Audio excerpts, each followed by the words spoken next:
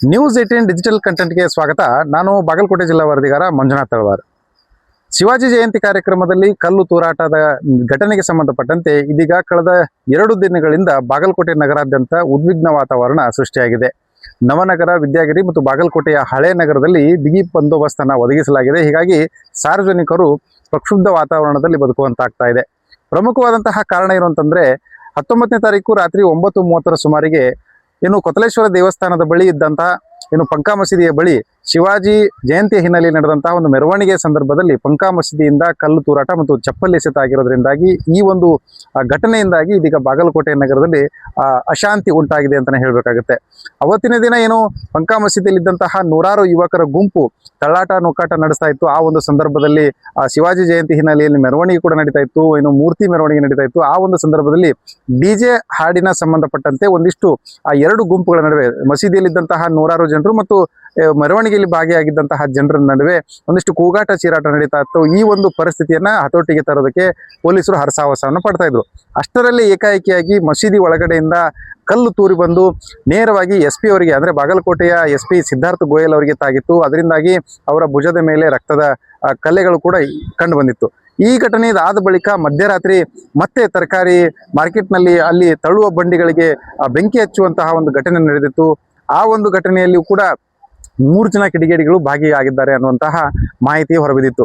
ಇನ್ನು ಕಲ್ಲು ತೂರಾಟಕ್ಕೆ ಸಂಬಂಧಪಟ್ಟಂತೆ ಈಗಾಗಲೇ 8 ಜನರ ವಿರುದ್ಧ ಪ್ರಕರಣ ದಾಖಲಾಗಿದೆ. ಅದರಲ್ಲಿ ಓರ್ವ ಪ್ರಮುಖ ಆರೋಪಿಯನ್ನ ಬಂಧಿಸಲಾಗಿದೆ. ಇನ್ನುಳಿದಂಥ 7 ಜನರ ವಿರುದ್ಧ ಕರ್ತವ್ಯಕ್ಕೆ ಅಡ್ಡಿಪಡಿಸಿದ್ದಾರೆ ಅನ್ನುವಂತಹ ಆರೋಪದ ಮೇಲೆ ಅವರನ್ನು ಕೂಡ ಅರೆಸ್ಟ್ ಮಾಡಲಾಗಿದೆ. ಈ ಘಟನೆ ಅದಾದ ಬಳಿಕ ಇದೀಗ ಹಿಂದೂ ಸಂಘಟನೆಗಳ ಪ್ರಮುಖ ಬೇಡಿಕೆ ಏನಂತಂದ್ರೆ ಅಲ್ಲಿದ್ದಂತಹ ಮಸೀದಿಯಲ್ಲಿ ಇದ್ದಂತಹ ಎಲ್ಲರನ್ನೂ ಬಂಧಿಸಬೇಕು ಅನ್ನುವಂತಹ ಒಂದು ಆಗ್ರಹವನ್ನ ಮಾಡ್ತಾ ಆ ಮಸೀದಿಯ ಆಡಳಿತ ಮಂಡಳಿ ಆಗಿರ್ಬೋದು ಎಲ್ಲರನ್ನೂ ಕೂಡ ವಶಕ್ಕೆ ಪಡ್ಕೊಳ್ಬೇಕು, ಮುಖಂಡರ ಮೇಲೂ ಕೂಡ ಪ್ರಕರಣ ದಾಖಲಿಸಬೇಕು ಅನ್ನುವಂಥ ಬೇಡಿಕೆಯನ್ನು ಇಟ್ಕೊಂಡು ನಿನ್ನೆ ಬೆಳಗ್ಗೆ 11 ಗಂಟೆ ಸುಮಾರಿಗೆ ಕಿಲ್ಲಾಗಲ್ಲಿಯಲ್ಲಿ ಹಿಂದೂ ಸಂಘಟನೆಯ ಮುಖಂಡರು ಸಭೆಯನ್ನು ನಡೆಸಿದರು. ಆ ಸಭೆಯ ಬಳಿಕ ಮತ್ತೆ ಕಲ್ಲು ತೂರಾಟ ಆಗುವಂತಹ ಘಟನೆ ಕೂಡ ನಡೀತು. ಅದಾದ ಬಳಿಕ ಸಾಯಂಕಾಲದ ವೇಳೆಗೆ ಜಿಲ್ಲಾಡಳಿತ ಒಂದು ಶಾಂತಿ ಸಭೆಯನ್ನು ಕೂಡ ಕರೆದಿತ್ತು. ಆ ಒಂದು ಶಾಂತಿ ಸಭೆಗೆ ಮುಸ್ಲಿಂ ಸಮುದಾಯದ ಮುಖಂಡರು ಗೈರಾಗಿ ನಾವು ಸಭೆಗೆ ಬರೋದಿಲ್ಲ, ನಮಗೆ ಅನ್ಯಾಯ ಆಗಿದೆ, ಕೇವಲ ಒಂದು ಕಡೆಯ ಆರೋಪಿಗಳನ್ನು ಮಾತ್ರ ಬಂಧಿಸಲಾಗಿದೆ, ಹಿಂದೂ ಸಂಘಟನೆಯಿಂದಲೂ ಕೂಡ ಕೆಲವೊಂದಿಷ್ಟು ಅಹಿತಕರ ಘಟನೆಗಳು ನಡೆದಿದ್ದಾವೆ, ಅವರನ್ನು ಕೂಡ ಬಂಧಿಸಬೇಕು ಅನ್ನುವಂತಹ ಪಟ್ಟನ್ನ ಹಿಡಿದಿದ್ರು. ಇದೇ ಹಿನ್ನೆಲೆಯಲ್ಲಿ ನಿನ್ನೆ ಶಾಂತಿ ಸಭೆ ಮೊಟಕುಗೊಂಡಿತ್ತು, ಸಭೆ ಕೂಡ ವಿಫಲ ಆಗಿತ್ತು.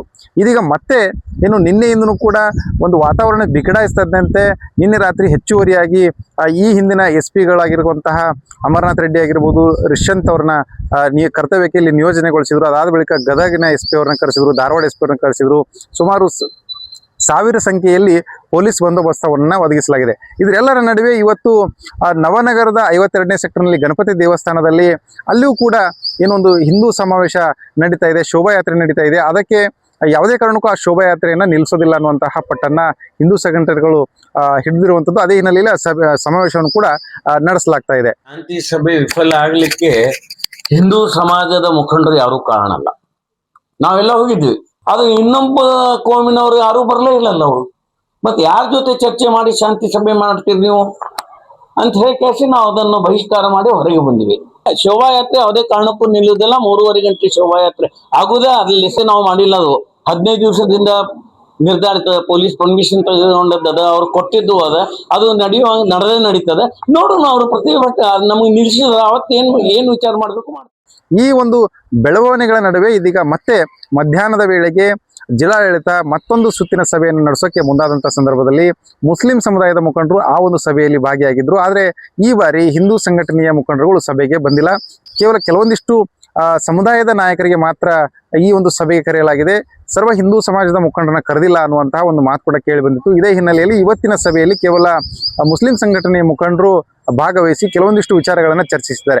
ಇದೇ ಸಂದರ್ಭದಲ್ಲಿ ಅಧಿಕಾರಿಗಳು ಒಂದು ಮುಖಂಡರಿಗೆ ಮಾಹಿತಿಯನ್ನ ನೀಡಿರುವಂಥದ್ದು ಮತ್ತು ಒಂದಿಷ್ಟು ಎಚ್ಚರಿಕೆಗಳನ್ನು ಕೂಡ ನೀಡಿರುವಂಥದ್ದು.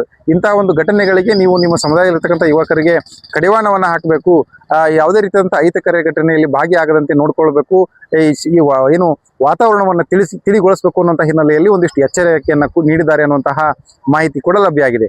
ಇಲ್ಲಿ ಪ್ರಮುಖವಾದಂತಹ ಒಂದು ಅಂಶ ಏನಂತಂದ್ರೆ ಶಿವಾಜಿ ಜಯಂತಿ ವೇಳೆ ನಡೆದಂತಹ ಒಂದು ಗಲಭೆ ಇದೀಗ ರಾಜ್ಯಾದ್ಯಂತ ಒಂದು ರೀತಿಯಾಗಿ ಸುದ್ದಿಯಲ್ಲಿದೆ. ಇದಕ್ಕೆ ಕಾರಣ ರಾಜಕೀಯವಾಗಿ ತಿರುವನ್ನು ಪಡೆದುಕೊಂಡು ಕಾಂಗ್ರೆಸ್ ಮತ್ತು ಬಿಜೆಪಿಯ ನಡುವೆ ಆರೋಪ ಪ್ರತ್ಯಾರೋಪಗಳು ಕೇಳಿ ಬರ್ತಾ ಇದ್ದಾವೆ. ಇಲ್ಲಿ ಕಾಂಗ್ರೆಸ್ನ ವಿರುದ್ಧ ಬಿಜೆಪಿಯ ನಾಯಕರು ಮುಗಿ ಬೀಳ್ತಾ ಇದ್ದಾರೆ.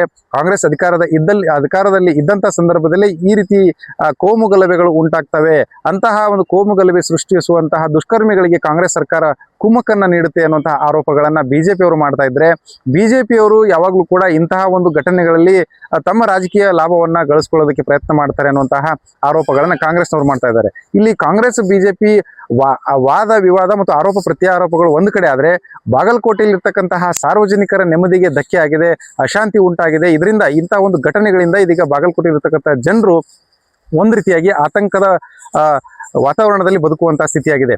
ಈಗ 3 ದಿನಗಳು ಕಳೆದರೂ ಕೂಡ ವಾತಾವರಣ ಇನ್ನೂ ತಿಳಿಯಾಗಿಲ್ಲ. ಈ ಒಂದು ವಾತಾವರಣ ತಿಳಿಗೊಳಿಸೋದಕ್ಕೆ ಪೊಲೀಸ್ ಇಲಾಖೆ ಹರಸಾಹಸವನ್ನ ಪಡುವಂತಹ ಸ್ಥಿತಿ ನಿರ್ಮಾಣ ಆಗಿದೆ. ಇಂದು ಕೂಡ ನಗರಾದ್ಯಂತ ಬಂದೋಬಸ್ತ್ ಮುಂದುವರೆದಿದೆ. ಇದರ ನಡುವೆ ಇದೀಗ ಅಧಿಕಾರಿಗಳು ಸಭೆಯನ್ನ ನಡೆಸಿ ಕೆಳಹಂತದ ಅಧಿಕಾರಿಗಳಿಂದ ಮಾಹಿತಿಗಳನ್ನು ಸಂಗ್ರಹಿಸಿ ಮತ್ತು ಗುಪ್ತಚರ ಇಲಾಖೆಗಳಿಂದ ಕೂಡ ಪ್ರತಿಯೊಂದು ಹಂತದಲ್ಲಿಯೂ ಕೂಡ ಏನು ಸಂಘಟನೆಗಳ ಮುಖಂಡರಾಗಿರ್ಬೋದು ಮತ್ತು ಈ ಹಿಂದೆ ಇಂಥ ಕೃತ್ಯಗಳಲ್ಲಿ ಭಾಗಿಯಾದಂಥ ಯುವಕರ ಬಗ್ಗೆ ಆಗಿರ್ಬೋದು, ಪ್ರತಿಯೊಬ್ಬರ ಮೇಲೆಯೂ ಕೂಡ ಹದ್ದಿನ ಕಣ್ಣನ್ನ ಇಟ್ಟು ಈ ಒಂದು ಘಟನೆಗೆ ಕಾರಣ ಆಗಿರುವಂಥವ್ರು ಮತ್ತು ಮುಂದೆ ಏನೆಲ್ಲ ಘಟನೆ ಆಗದಂತೆ ಯಾವೆಲ್ಲ ಕ್ರಮಗಳನ್ನು ತೆಗೆದುಕೊಳ್ಬೇಕು ಅಂತಹ ಹಿನ್ನೆಲೆಯಲ್ಲಿ ಮೇಲೆ ಸಭೆಯನ್ನು ನಡೆಸಿ ಈ ಒಂದು ವಾತಾವರಣವನ್ನು ತಿಳಿಗೊಳಿಸುವ ಹಿನ್ನೆಲೆಯಲ್ಲಿ ಪ್ರಯತ್ನವನ್ನು ನಡೆಸ್ತಾ ಇದ್ದಾರೆ. ಮಂಜುನಾಥ್ ತಳವಾರ್, ನ್ಯೂಸ್ 18 ಕನ್ನಡ, ಬಾಗಲಕೋಟೆ. ನಿರ್ಭೀತ, ನಿಷ್ಪಕ್ಷಪಾತ, ವಿಶ್ವಾಸಾರ್ಹ ಸುದ್ದಿಗಳಿಗೆ ಮತ್ತೊಂದು ಹೆಸರಾಗಿರೋ ನ್ಯೂಸ್ 18 ಕನ್ನಡ ಈಗ ಆಪ್ನಲ್ಲೂ ಲಭ್ಯ ಇದೆ. ದಯವಿಟ್ಟು ಇಲ್ಲಿರೋ QR ಕೋಡ್ ಅನ್ನ ಸ್ಕ್ಯಾನ್ ಮಾಡಿಕೊಂಡು ಆಪ್ ಡೌನ್ಲೋಡ್ ಮಾಡೋದಕ್ಕೆ ಮರಿಬೇಡಿ. ನಿಮ್ಮ ಬೆಂಬಲ ಹೀಗೆ ಸದಾ ನಮ್ಮೊಂದಿಗಿರಲಿ. ಧನ್ಯವಾದ.